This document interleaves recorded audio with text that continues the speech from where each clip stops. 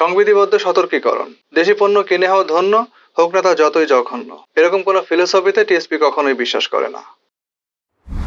দেশি হোক বা বিদেশি, কোনো একটা প্রোডাক্টকে তার কোয়ালিটির ন্যূনতম একটা জায়গায় অবশ্যই থাকতে হবে। এটা ঠিক যে দেশি কোম্পানি হলে তাকে কিছুটা ছাড় হয়তো বা দেওয়া যায়, বাট এমন কোনো জায়গায় তাকে ছাড় দেওয়া যাবে না যাতে ইউজার এক্সপিরিয়েন্সের 12টা বাজে। ন্যূনতম 2টা স্ট্যান্ডার্ড যদি তারা মেনটেন করতে পারে, তাহলে আমি মনে করি যে অবশ্যই তাদেরকে আগে অগ্রাধিকার দেওয়া উচিত। এখন এই ন্যূনতম স্ট্যান্ডার্ডগুলোর মধ্যে কি কি থাকতে হবে? প্রথমত প্রাইস, যেটা আসলে অবশ্যই রিজনেবল হইতে হবে। অর্থাৎ আমি মোটেও সস্তা বলতেছি না, আমি বলতে চাচ্ছি যে প্রোডাক্টের যে কোয়ালিটি, তার যে উপযোগিতা, তার সাথে তার দামকে অবশ্যই সামঞ্জস্যপূর্ণ হইতে হবে। যেমন আজকের যে রাউটার দুইটা আমার কাছে আছে, এই দুটো হচ্ছে ওয়ালটনের এবং এরা হচ্ছে মার্কেটে নতুন। এবং এটা অবভিয়াস যে আপনি নতুন এসেই একদম মার্কেটের যে মূলধারা রাউটারগুলো আছে তাদের মতো প্রিমিয়াম ফিনিশিং এবং কোয়ালিটি ইনশিওর করতে পারবেন না। হয়তো প্রথম পর্যায়ে প্রোডাক্টের কোয়ালিটিও আপ টু দ্য মার্ক থাকবে না। সুতরাং প্রাইসটা অবশ্যই কম্পারেটিভলি রিজনেবল হইতে হবে, যেন মানুষ অন্ততপক্ষে একটা সলিড রিজন পায় এগুলোকে পারচেস করার জন্য। দ্বিতীয়ত আপনাকে অবশ্যই সার্ভিসটা ভালো দিতে হবে। ইলেকট্রনিক পণ্য সমস্যা হইতেই পারে, বাট সমস্যা হওয়ার পরে আপনি একটা কাঠের চশমা চোখে দিবেন,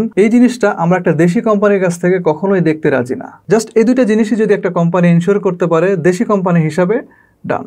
যাই হোক, যেটা বলতেছিলাম যে আমাদের দেশি কোম্পানি ওয়ালটন দুইটা নতুন রাউটার নিয়ে মার্কেটে হাজির হয়েছে। প্রথমে তারা সিঙ্গেল ব্যান্ডের রাউটার দিয়ে যাত্রা শুরু করলেও পরবর্তীতে ওদের লাইন আপে কিন্তু ডুয়েল ব্যান্ডের রাউটার অ্যাড হয়েছে এবং সর্বশেষ তারা নিয়ে আসলো ওয়াইফাই 6। এটা ওয়াইফাই 6 এর একদম বেসিক রাউটার, যদিও প্যাকেটের উপরে তারা কোথাও এই জিনিসটা উল্লেখ করে নাই যে অ্যাকচুয়ালি এটা ওয়াইফাই 6 এর কোন স্ট্যান্ডার্ডের রাউটার, শুধু ওয়াইফাই 6 এই কথাটাই দেখেন লেখা আছে। যাই হোক, পরবর্তীতে এটা আমরা আবিষ্কার করছি দেশি কোম্পানি হিসাবে এটার প্রোডাক্ট কোয়ালিটি কিরকম, দামটা আদৌ রিজনেবল কিনা এবং কিভাবে আমরা আসলে এটার স্ট্যান্ডার্ডটা বের করলাম, এই সমস্ত ইনভেস্টিগেশন রিপোর্ট নিয়ে আমরা একটু পরে আসতেছি। তার আগে বলি এই রাউটারটার মডেল নাম্বার হচ্ছে WR61i। এটা দুইটা কালার ভেরিয়েন্ট আছে। আমার হাতে যেটা দেখতেছেন এটা হচ্ছে ম্যাট ব্ল্যাক আর আরেকটা হচ্ছে ম্যাট হোয়াইট।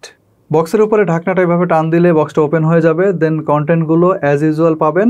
একটা 12 ভোল্ট 1 এম্পিয়ারের অ্যাডাপ্টার থাকতেছে, একটা RJ45 এর বেশ লম্বা একটা প্যাচ করা আছে, এটা নর্মালের তুলনায় বেশ খানিকটাই লম্বা, আর আছে একটা ম্যানুয়াল। রাউটারের কালার আগেই বলছি, সাদা এবং কালো দুইটা ভেরিয়েন্ট আছে। এদের বডি শেপ রেক্টাঙ্গেল, বক্সি, কর্নারগুলো রাউন্ডেড বাট এজগুলো আবার শার্প। সব মিলিয়ে আমার কাছে বেশ হ্যান্ডসাম লাগছে। অ্যাটলিস্ট গতানুগতিক চেহারা সুরতের বাইরে গিয়ে নতুন কিছু করার অভিপ্রায় ওয়ালটনের কাছ থেকে পেলাম, জিনিসটা ভালো লাগছে।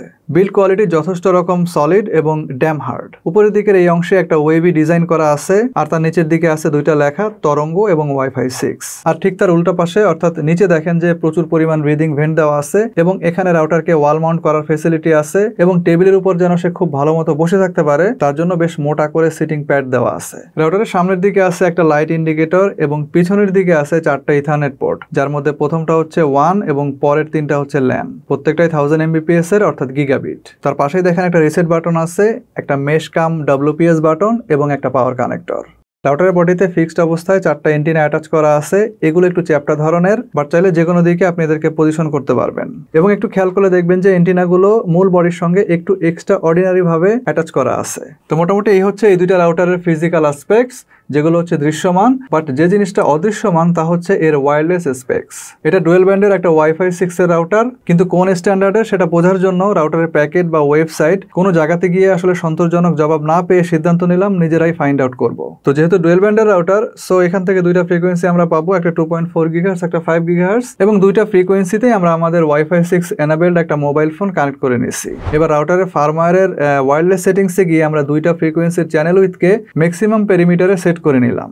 অর্থাৎ 2.4 GHz এর চ্যানেল উইথকে করলাম 40 মেগাহার্টজ আর 5 GHz কে করলাম 80 মেগাহার্টজ। এবার একটা করে দুইটা ফ্রিকোয়েন্সির যে ম্যাক্সিমাম আউটপুটের পরিমাণ, কানেকশন স্পিডের পরিমাণ, সেটা আমরা সেই মোবাইলটা দিয়ে টেস্ট করছি। 2.4 GHz এর যে কানেকশন স্পিড সেটা আমরা 300 Mbps পাইছি এবং 5 GHz এর কানেকশন স্পিড দেখেন 1200 Mbps দেখা যাচ্ছে। এখন দুইটা ফ্রিকোয়েন্সি থেকে প্রাপ্ত ব্যান্ডউইথ যদি আমরা যোগ দেই, অর্থাৎ 300 যোগ 1200 সমান হচ্ছে 1500 Mbps। তার মানে আমাদের এই রাউটারটা হচ্ছে একটা 1500 Mbps এর রাউটার। সুতরাং আপনি যদি স্ট্যান্ডার্ড বলতে যান তাহলে বলতে হবে এটা একটা AX1500 সিরিজের রাউটার।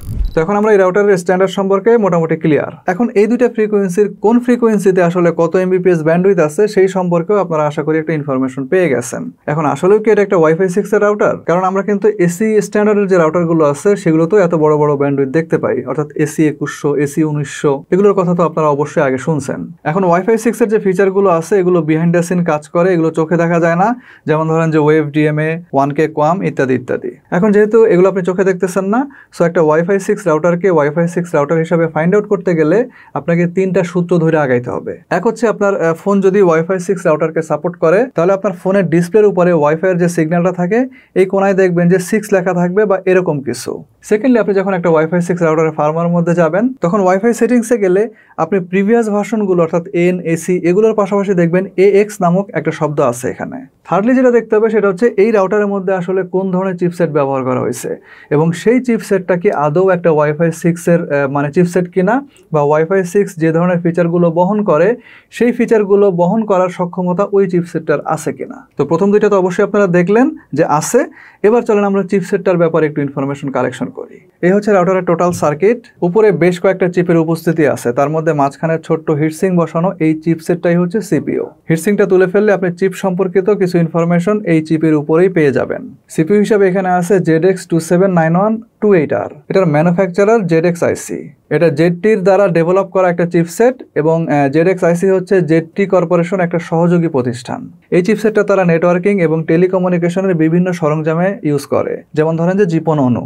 এছাড়া বিভিন্ন ধরনের হাই এন্ডের data transmission device, fibre optic broadband access network, এই ধরনের মানে অনেক জায়গাতে আসলে এই চিপসেটটা ব্যবহার করা হয়। যাই হোক, এই সিপিইউটার কোর সংখ্যা হচ্ছে 2, অর্থাৎ এটা একটা ডুয়েল কোরের সিপিইউ যার ক্লক স্পিড 1 GHz, বা আপনি যদি এটাকে মেগাহার্টসে কনভার্ট করে বলেন তাহলে সেটা হচ্ছে 1000 মেগাহার্টস।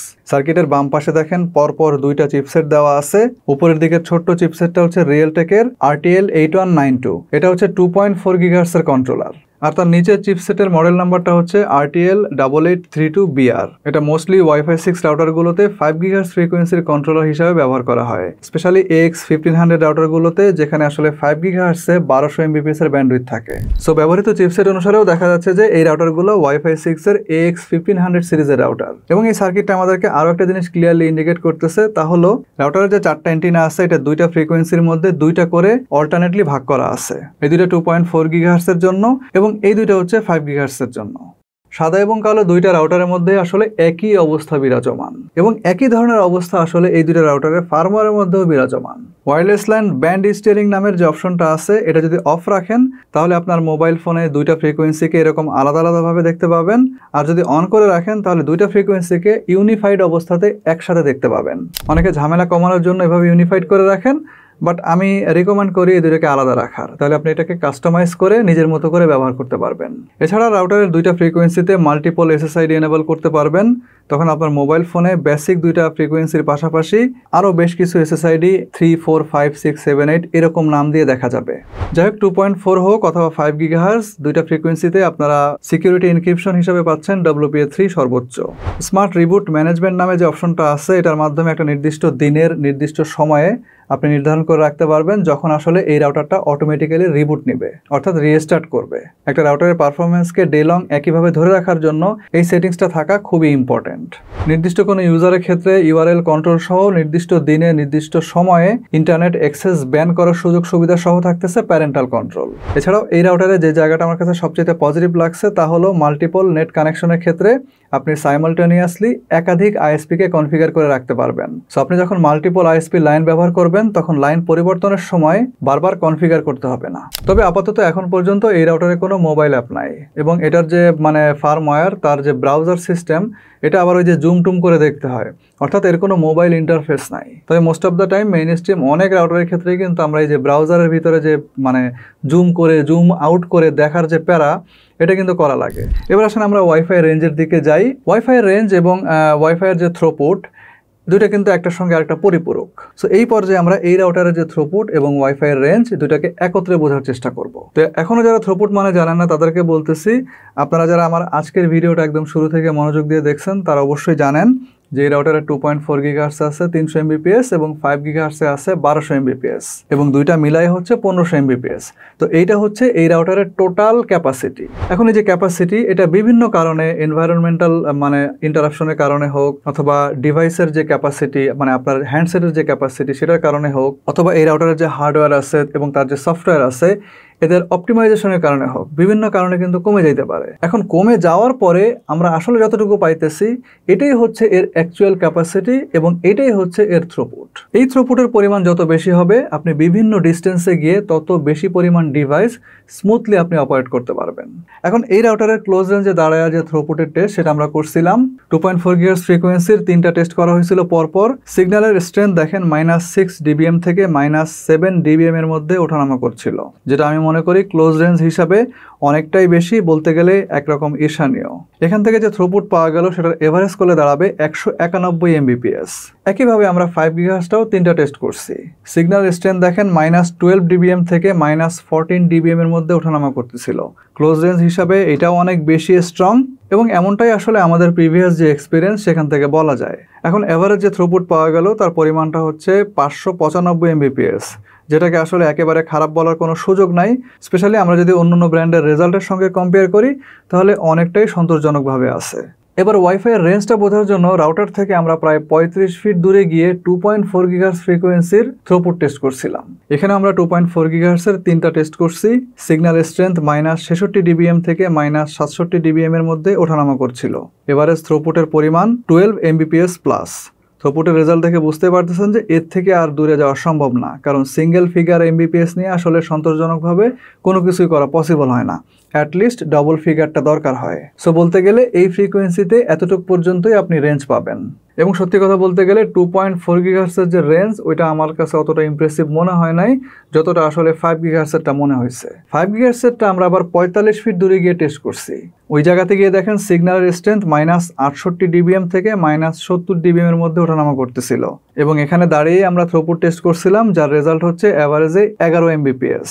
সো রেজাল্ট দেখে আপনারা বুঝতে পারতেছেন যে 2.4 GHz এর চাইতে 5 GHz এ আপনারা একদিকে 10 ফিটের মতো রেঞ্জ বেশি পাবেন। আর সত্যি বলতে ওয়াইফাইয়ের কনসেপ্ট এখন উল্টায় গেছে। আগে শুনতাম যে 2.4 GHz এর রেঞ্জ বেশি পাওয়া যায়, 5 GHz এ আসলে স্পিড বেশি পাওয়া যায় কিন্তু রেঞ্জটা কম পাওয়া যায়। বাট নাউএডেজ আমরা কি দেখতেছি, বিভিন্ন রাউটার টেস্ট করে দেখা যাচ্ছে যে ঘটনা তার উল্টা। থিওরিটিক্যালি যে যাই বলুক না কেন 2.4 GHz এর ফ্রিকোয়েন্সি আসলে অনেক দূর পর্যন্ত এখন আর যায় না, আর অনেক দূর পর্যন্ত গেলেও ওইখানে গিয়ে আর কিছু করা যায় না। সো যে 2.4 GHz এর রেঞ্জ অনেক দূরে যায়, তারপর ওখানে গিয়ে সবকিছু করা যায়, এগুলো এখন কমপ্লিটলি তাত্ত্বিক কথা। বাস্তবতার সাথে এখন আসলে এগুলোর কোনো মিল পাওয়া যাইতেছে না, এবং মিল যে পাওয়া যাইতেছে না সেটা কিন্তু প্র্যাকটিক্যালি একটু আগে আপনারা দেখলেন।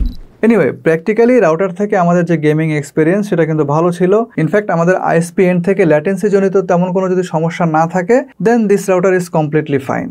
তবে 2.4 GHz এর রেঞ্জের কথা যেটা বললাম আসলে অতটা ইমপ্রেসিভ না। মিড রেঞ্জ অথবা লোয়ার মিড রেঞ্জ থেকে কিন্তু বেশ ভালো মতো কাজ করা যায়, বাট অনেক বেশি দূরে গেলে মানে ওইভাবে আর মানে ফ্রিকোয়েন্সিটা কাজ করে না। সো এক্ষেত্রে আমার রিকমেন্ডেশন থাকবে যাদের বাসায় আসলে 5 GHz ওরিয়েন্টেড কাজ বেশি, অর্থাৎ আপনাদের ফোনগুলো 5 GHz ফ্রিকোয়েন্সি সাপোর্টেড, তাদের জন্য আসলে এই রাউটারটা সুইটেবল এবং তারাই এই রাউটারটাকে পারচেস করবেন। তারপর রাউটারের রেঞ্জ এবং পারফরমেন্স আমি কিন্তু সবকিছু আপনাদেরকে টেস্ট করে দেখাই দিলাম। যদি আপনার কন্ডিশনের সঙ্গে এই রাউটারটা খাপ খায় তাহলে আপনি এই রাউটারটার সাথে যাবেন। আর শুরুর দিকে যেমনটা বলতেছিলাম যে দেশি পণ্য হিসাবে এই রাউটার কিরকম আমাদের জন্য ভ্যালু অ্যাড করতে পারবে, চলেন এবার সেই জিনিসটা দেখি। দাম থেকে শুরু করি।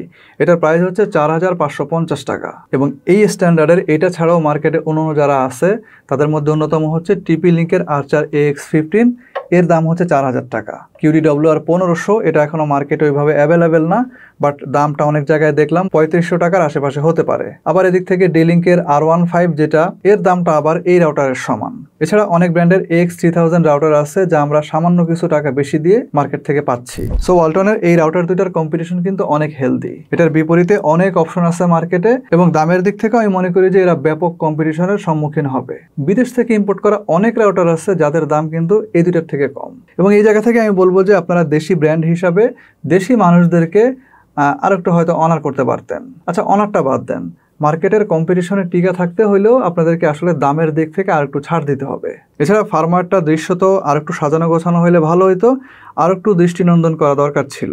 রাউটারের কোয়ালিটি এমনিতে বেশ ভালো, দেখে বোঝার উপায় নাই যে আসলে এটা দেশি রাউটার বা বাংলাদেশে তৈরি করা রাউটার। এগুলোর ফিনিশিং এবং বিল্ড কোয়ালিটি এতটাই প্রিমিয়াম। খালি দাম আর আনুষঙ্গিক কিছু বিষয়ের দিকে নজর দিলেই দেশি পণ্য কিনে হও ধন্য, এই কথাটা কনফিডেন্টলি বলা যাইত। আশা করি কনফিডেন্সটা বিল্ড আপ করতে ওয়ালটন সহায়তা করবে এবং আফটার সেল সার্ভিসের দিকেও তারা বিশেষ নজর দেবে। আজকে এ পর্যন্তই। খুব শীঘ্রই আসবো নতুন কোনো ভিডিও নিয়ে, নতুন কোনো রিভিউ নিয়ে। সে পর্যন্ত সবাই ভালো থাকেন এবং সুস্থ থাকেন। আল্লাহ হাফেজ।